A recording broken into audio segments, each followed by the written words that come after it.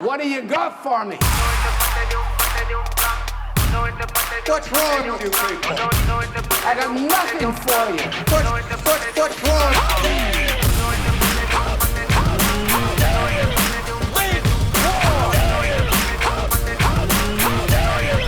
You're not David. How y'all feel this morning? I feel rotten. That's how I feel. Well, that was enough for me. We could have had the benediction right there. That was so good. What's going on, everyone, and welcome to The Reformatory, the podcast for the local church and by the local church, and we are your local churchmen. My name is Josh, and I'm here, as always, with the man behind the mask, and by the mask I mean the beard, Captain Jack Berry. I'm more like the guy in the chair. You're the I guy don't in the know. chair. That's fair. I'm more like maybe a that Ned, also I works. guess. There's no shame in being the guy in the chair. It's true. I mean, yeah, It's true. Every Batman needs his oracle, which in this case would mean that you're Barbara Gordon in a wheelchair. But let's not. That's deep cut, people. Deep cut. That is deep cut. That's deep cut. That's let's not super go deep too cut. far with the analogy. Right? Yeah, that's super deep cut. Jack, how are you, my friend? Doing good. Yeah, let's see. We're finishing up 2 Samuel Nice. for our summer series, and we've just gone through like the whole Amnon and Absalom stuff. Ooh, Just really hard Ouch. stuff, hard texts. I mean, it was really good. It was good to an extent of like how our guys were looking at them. mm-hmm. But yeah, they're just really hard texts to tackle. Sure. But that's the thing about preaching, dude. You don't get easy stuff. You got to take the hard with the good. Well, you can't that's what you get when you preach exegetically, right? Yeah. Exposition, like those topical preachers, Yeah. man. They don't got to touch that hard Yeah. stuff. They can go Yeah. easy all day long. But if you're doing what you're supposed to be doing most of the time, then yeah. Yeah, exactly. So went through that. Yeah. Gosh, what else? Just work stuff and everything along those lines. So, Oh, yeah. But yeah, Yeah. Yep. It is. I can sense fall. Fall is on the horizon. yeah, Fall is coming. It has been a rainy couple days, and anytime I Yeah. get like a couple rainy days in a row, I start getting into that zone.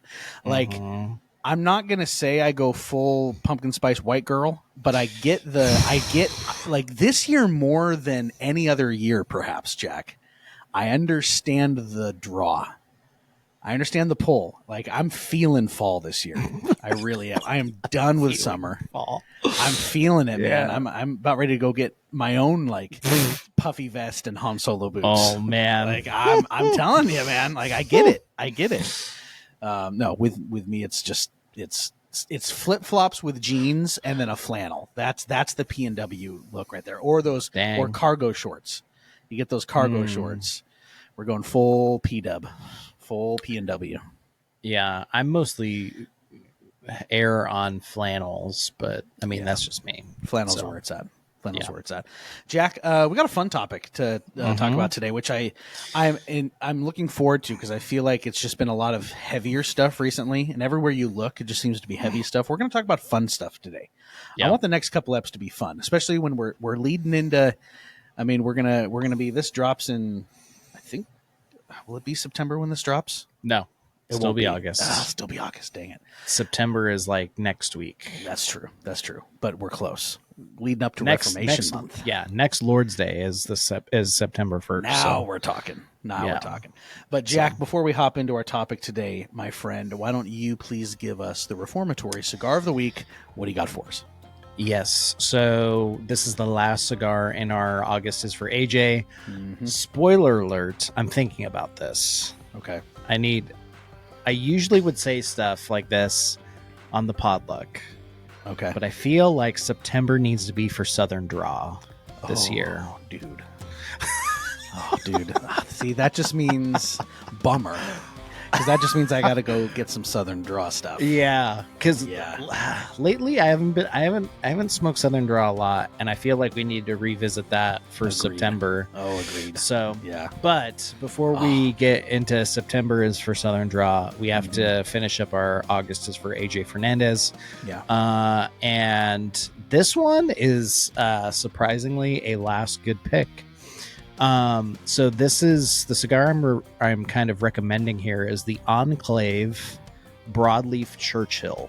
There we go. So this cigar was rated number 19 out of 25 cigars by Cigar Aficionado for 2019. So it is it's pretty up there. And I think this was an early release too, because they released it in 2020, but Cigar Aficionado reviewed it in an early way to like pump it up. Okay. So this is an interesting cigar. So this is basically, it's almost a Nicaraguan Puro. The filler and the binder are Nicaraguan. The wrapper is the only thing that isn't. It's Connecticut broadleaf. Okay. And you're going to get, I would say this is a very savory, sweet cigar. So you're going to get a lot of kind of like savory notes at first, and then it's going to kind of morph in to more of a sweeter cigar on the back end. And a lot of people are saying like it kind of has this like notes of dark and milk chocolate at time and like vanilla almost.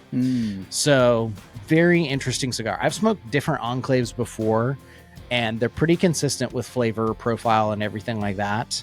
I've smoked this one a while back. It's been a hot minute, but now that the review came up, it's like, oh yeah, that did kind of taste that way too. Josh, I always do this to you. I know. I haven't done well this month. This month has been bad. What do you think the MSRP is on this bad boy? Okay. I have consistently been over.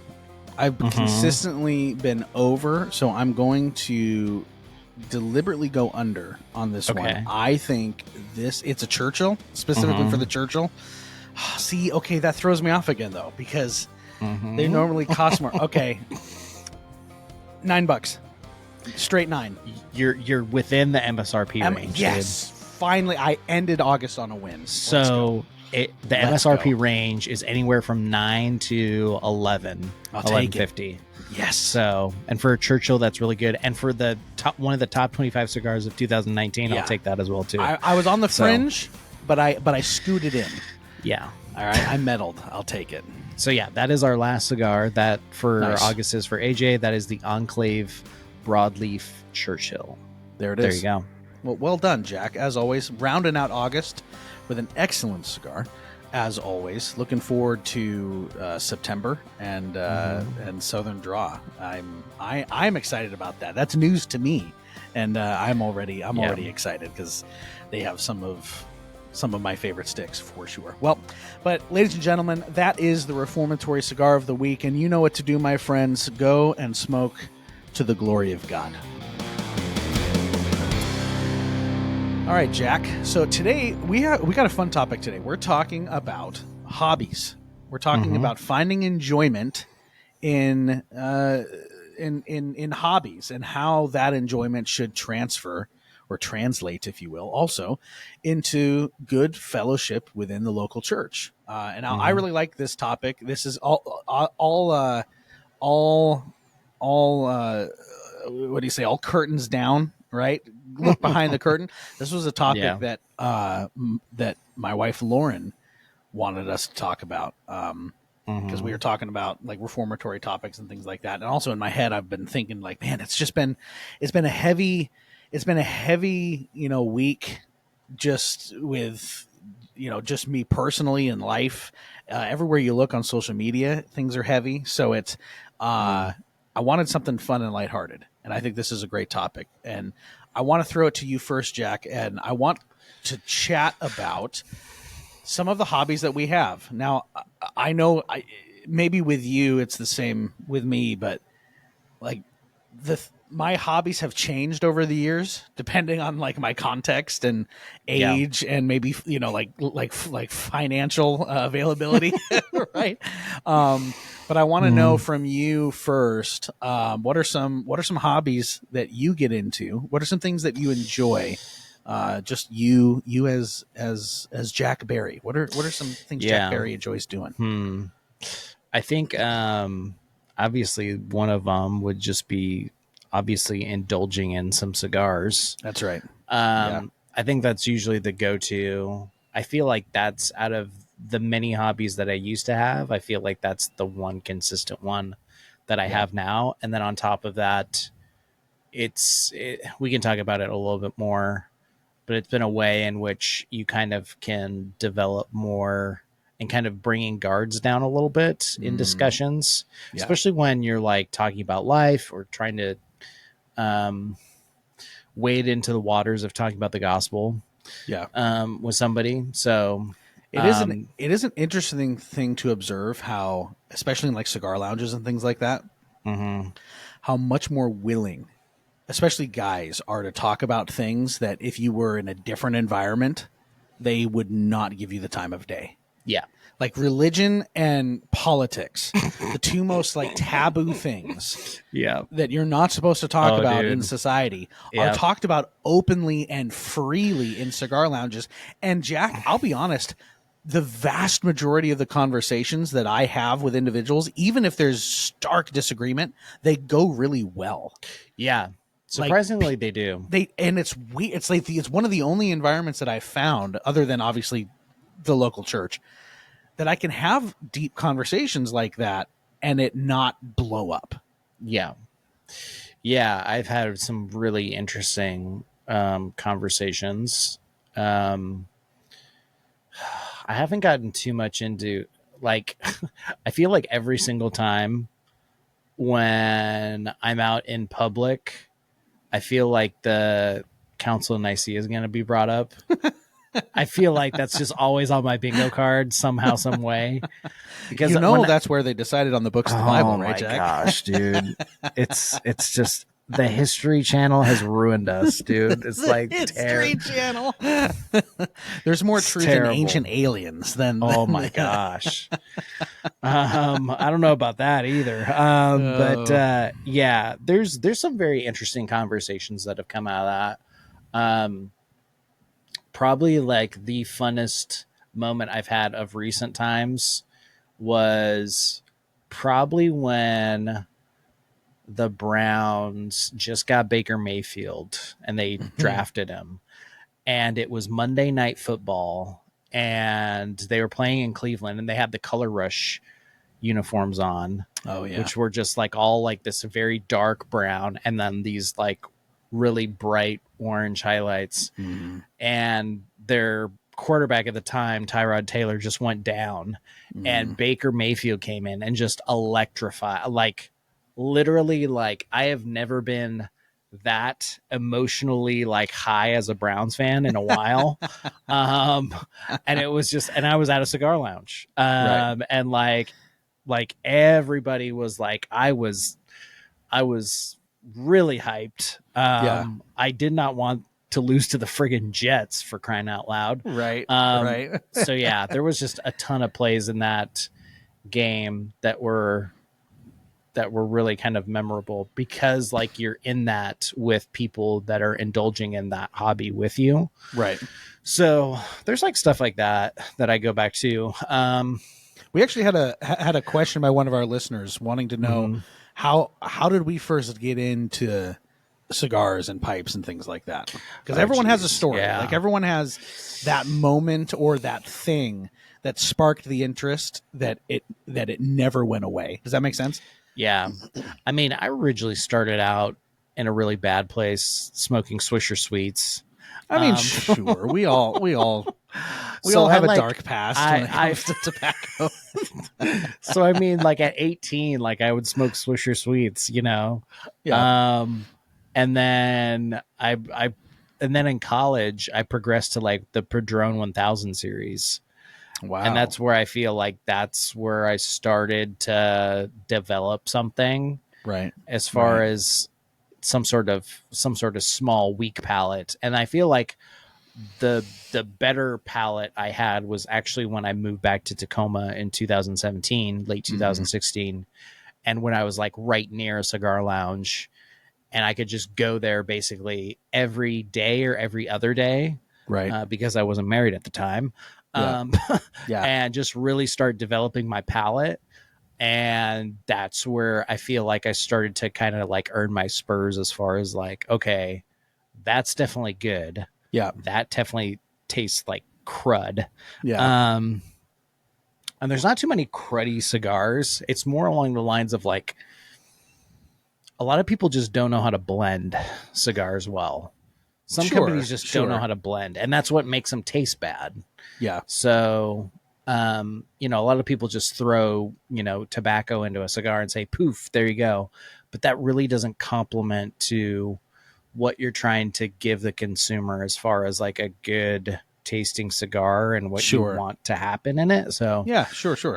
I started to get really deep into it in 2017. But I mean, I was kind of like off and on throughout that time. But I feel we like met. That was only a couple of years before we met, I think, because we met in 2018 or 19, it was something 18 like or that. 19, yeah. Yeah, I think it was the conference. Yeah, it was. It was the conference before the COVID conference. Yeah, because we had a conference in like 2020 or something like that. Yeah, it was 2020. I remember. So it was the one before that because you and I went to that one together. Yeah, that was.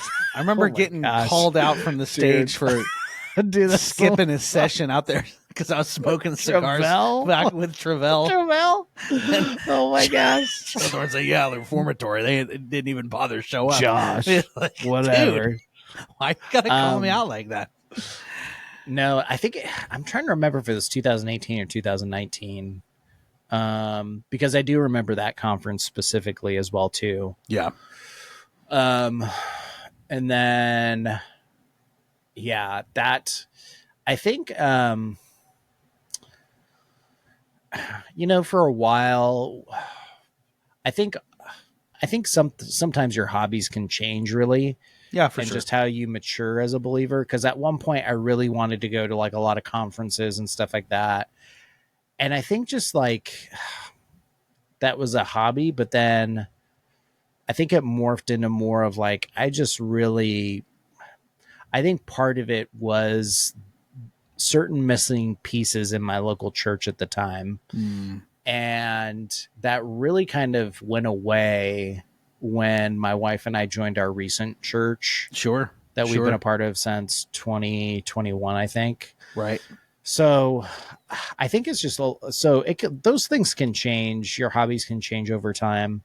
I think the biggest thing too, sometimes is just enjoying just the outdoors, like with like going on like a walk or being outside away from screens and stuff like that. Yeah.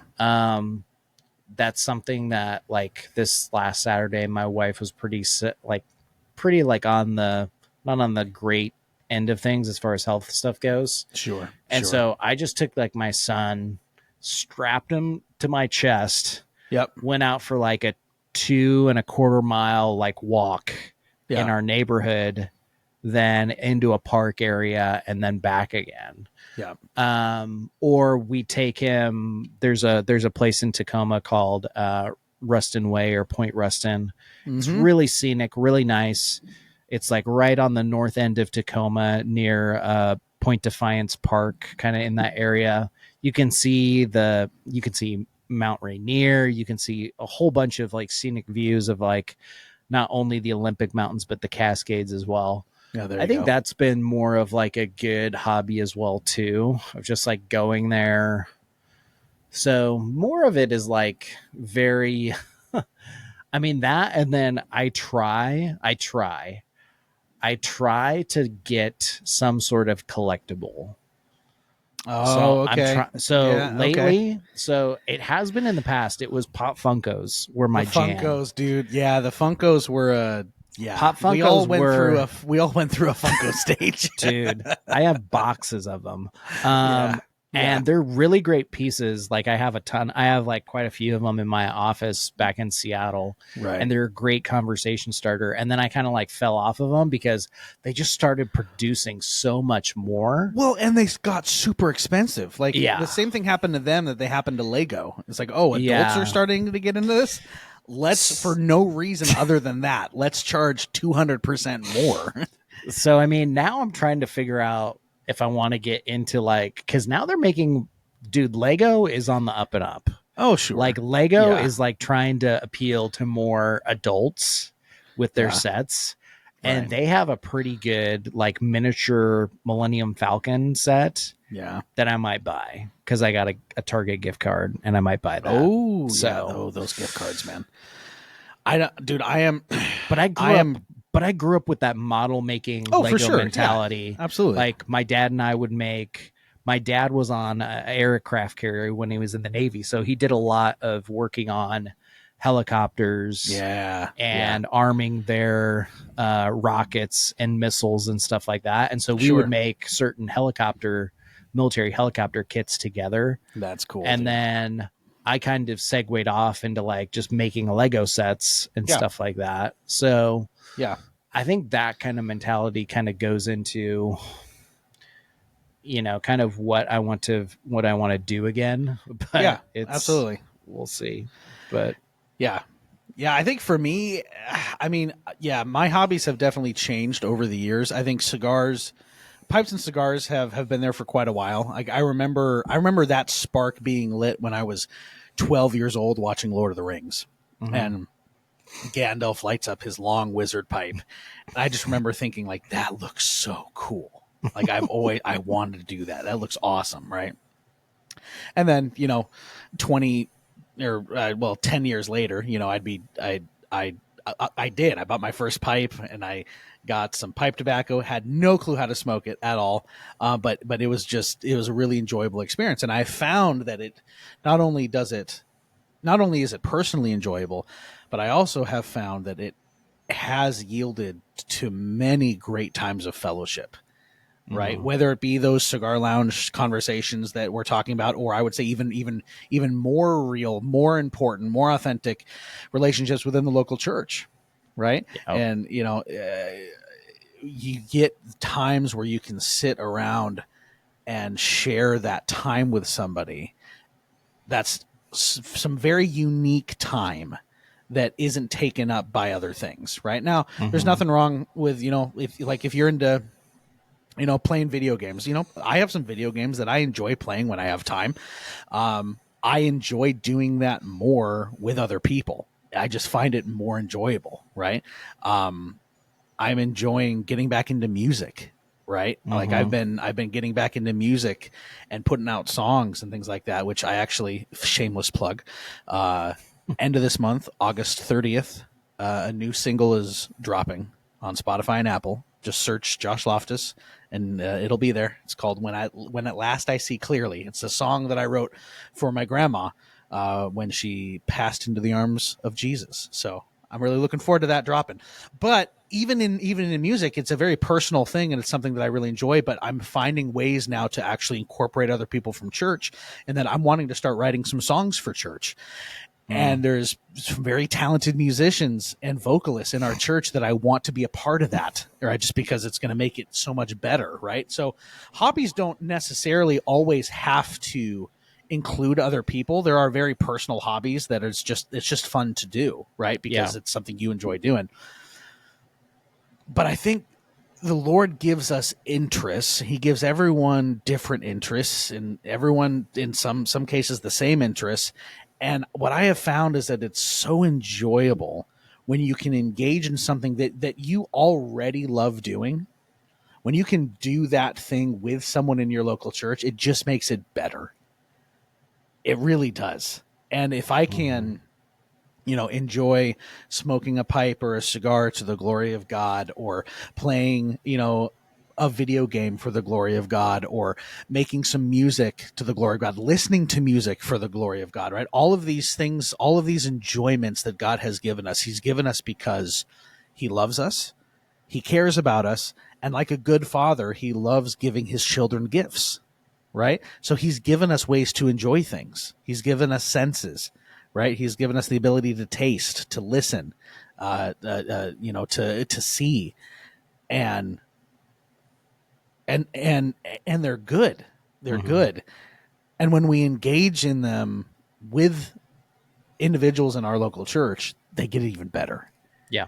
And that's something that I'm really finding, kind of like what you were saying, Jack. You said something that kind of sparked my mind, that because you and I are the exact same in this, and I don't think we've ever talked about it, but I used to be such a conference head. I wanted to go to every conference. I wanted to get the lanyards. I collected them. If there was a conference, I wanted to go, right? Yeah. And for a long time, that was just something that I really engaged in. And again, there's nothing wrong with that. Like, if you enjoy going to conferences, awesome, like fantastic. For me personally, and this is just me personally, I found that once I started getting really authentic fellowship and friendships in my local church, that desire kind of dipped a little bit. Yeah. Right. Now, granted, I think that again, part of that might be that there's just not a lot of good conferences anymore. And I know that sounds, I'm going to get in some big trouble for that, but there's not a lot of conferences out there right now that I'm like, oh, that one, right? Hashtag RIP Doc and Devo. But like, my favorite parts of conferences would be the fellowship. Yeah. It was never actually the sessions. Again, get called out for skipping a session because I'm fellowshipping with somebody outside. It was in jest. It was in jest, but it happened. Like, it's always been for the purpose of meeting people, fellowshipping. I mean, heck, dude, like, we met at a conference, right? Again, like, this podcast exists because Jack and I ended up going to the same conference and started chatting. And Daniel was there too. And yes, he was. That's true. That's true. He was. Yeah. And that was, gosh, dude, that was a while ago. Yeah. That's crazy to think about. But, I think, we as God's people were created for community. We need people around us, as we weren't created to self-isolate. And I think a great way that God has given us to fellowship with one another and be involved in one another's lives is through these hobbies. And at the end of the day, God has given us things to enjoy. And I think that we as God's people need to be diligent about enjoying them. Because I think there's just so much that is out there right now, Jack, that just, it wants to drag you down. It wants to infiltrate your mind. It wants to be everything that you think about and everything that you pursue. And there's no joy in it. Yeah. Like, God has given us these gifts to enjoy, and I'm not going to, go so far as like, Piper and call it, Christian hedonism. Oh, it was clickbait. Let's be honest. It was clickbait. It was clickbait because once you heard what he meant, you're like, okay, fine. I guess I agree. Oh, dude. It was the OG clickbait. Yeah. But his point stands. Sure. God has given us good gifts. And we as Christians should be diligent in enjoying those because it brings him glory and it gives us the ability to be around our brothers and sisters, right? Yeah. Yeah, I was thinking too, every time like football season comes up, like one of my hobbies is definitely fantasy football. Yeah, so there you go. Yeah. That's another one too. I think it's just a yearning. I think hobbies do, in some sense, like there is kind of like this spiritual disciplines kind of aspect to them, because either you're in silence and solitude in some sort of hobby or you're in fellowship. I feel like there's kind of like a scale and a spectrum of that. Right. And maybe you want silence and solitude. Your hobby gives you that silence and solitude that you're looking for in order to kind of like calm your mind throughout busyness and stuff like that. Sure. Or it starts to, spur more fellowship and then more conversations and friendships out of that. And right. I think that's a big thing that, not to go off on a side trail here, but I think a lot of younger men today and even married kind of middle-aged men like myself. I was kind of thinking about this the other day, is just like a need for kind of friendships when stuff goes down. And so, yeah, I think that hobbies provide that kind of landing spot where you can come together and those friendships are starting to get formed. So, yeah, no, I think so. I think there's a big push towards self-isolation in our culture. I think COVID just made that worse. As much as I hate still talking about COVID, like I think we're still seeing the effects of it. Yeah. Massive push to self-isolate.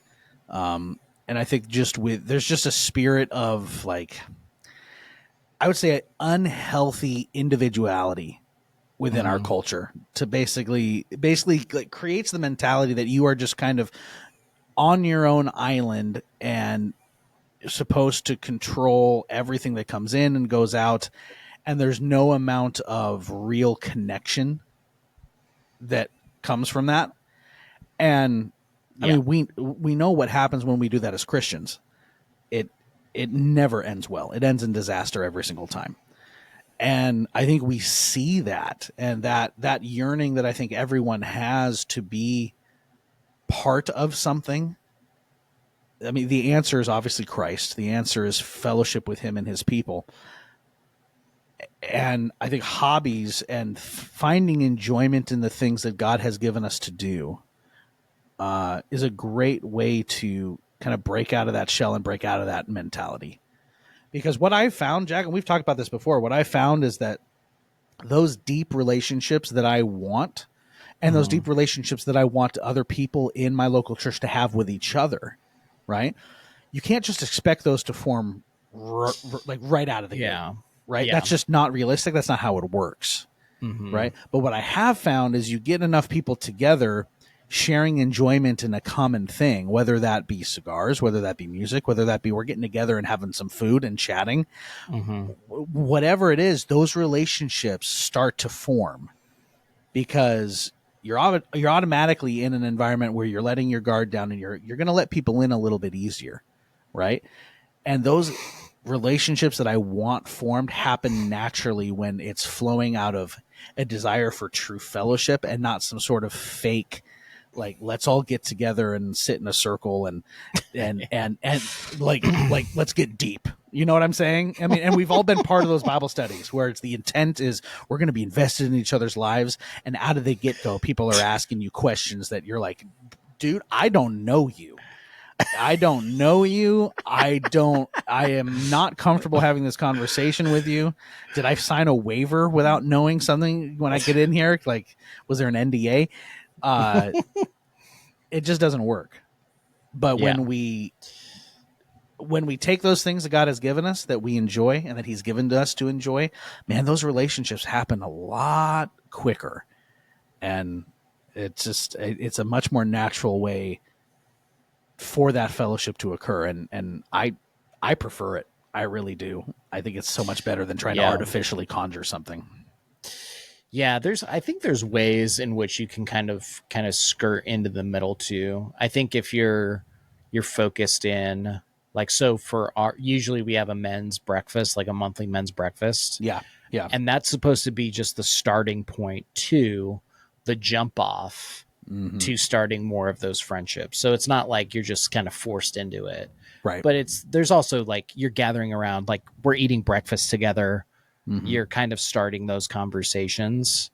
And then usually we start going into either like a bigger topic or something along those lines. I know we were discussing the 7 deadly sins in our last kind of iteration of men's breakfasts before we took a pause on that. Sure. So I'm wondering what we're going to start talking about. We do have, this is fun though. Like, next in a couple weeks, we're all going to a Rainier's game. So about 45-ish guys and their kids are all going to go to a Rainier's game and hang out. That'll So be fun. There's stuff like that I think is worth it too. Oh, where you absolutely. can balance out okay, we're here to have breakfast and kind of dive in to the scriptures and kind of be a little bit more intentional, but not like crazy deep, right? Like you're talking about, right?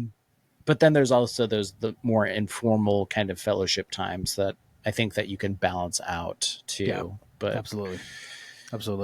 But yeah, I mean, yeah, hobbies are, I mean, I think everybody does. I think people do need hobbies. And I think that, especially too, if you're married, sometimes your spouse could have a hobby and you don't. And you could start getting jealous of them because they have a hobby they enjoy and you don't have Sure. anything. Yeah. So there's stuff like that where one of my pastors told me about that. Like, he really likes basketball and he would want to play basketball if he had time to when he was they just got married. Him and his wife just got married. They didn't have any kids. So, and he's like, hey, you can have hobbies too. Like, you don't need to get mad at me every time I go and play basketball. You can have hobbies too. And they could be a good way as well to, like, either, I think they can be sometimes like I said, sometimes vehicles of spiritual discipline or something along those lines. But I think mostly you're doing them because you find enjoyment out of something that was created.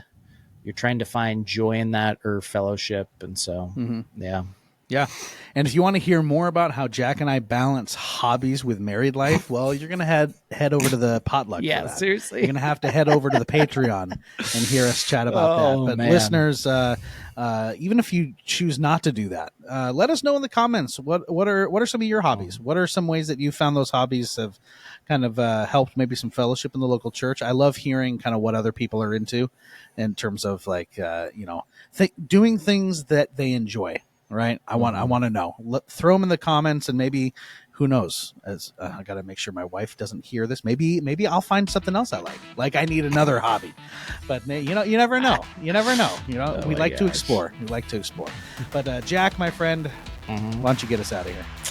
Ladies and gentlemen, boys and girls, if you appreciate Josh and I and trying to cultivate you to find other people in your local church in order to enjoy a hobby with, or maybe you have a question or a comment or maybe an episode idea for us here at the Reformatory, you can find us on the Sociables. Yes. All at the tag at Reformatory Pod. And you can find us on the Facebook, the Metaverse. You can find us on the Instagram. Goes well with chocolate and marshmallow. Or you could find us on the always interesting Sociable, formerly known as Twitter, X. Like I said, all at the tag at Reformatory Pod.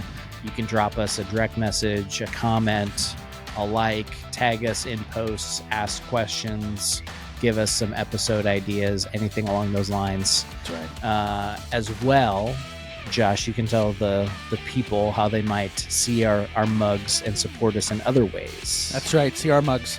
You can head on over to YouTube if you want to see this podcast as well as listen to it. Head on over to YouTube, Reformatory Podcast on there. Like, comment, subscribe, hit the little bell for notifications, as the kids say. We'd greatly appreciate it. You can rate this podcast and review this podcast on Apple and Spotify. We ask that you do. Give us some 5 stars for 5 solas, because Reformation Month's coming up. Might as well start priming the pumps now. All right. And help the podcast get out to more people, and more people will be encouraged to make the local church central and maybe find some hobbies. That would be pretty cool. Last but not least, you can head on over to the Patreon. We call it the Podluck, and it's exclusive content. You get multiple bonus episodes every week. You get access to the Reformatory chat. You get first look at any new projects. Like, so here's the thing, that song that I'm releasing, right, on the 29th or on the 30th, the patrons already heard it. They've already heard it. They've already seen it. They've already heard it. They've already been talking about it. It's already been there. That could have been you. It still could be you if you subscribe to the Reformatory Patreon. $5 a month, way less than a pumpkin spice latte. Like, sacrifice one pumpkin spice latte a month, you could become a Patreon supporter. And our pledge to you, if you do that, is that your name shall be hallowed. Hallowed through the halls of the podcast. That is our pledge to you. We thank you all for listening, and we will catch you on the next step of the Reformatory.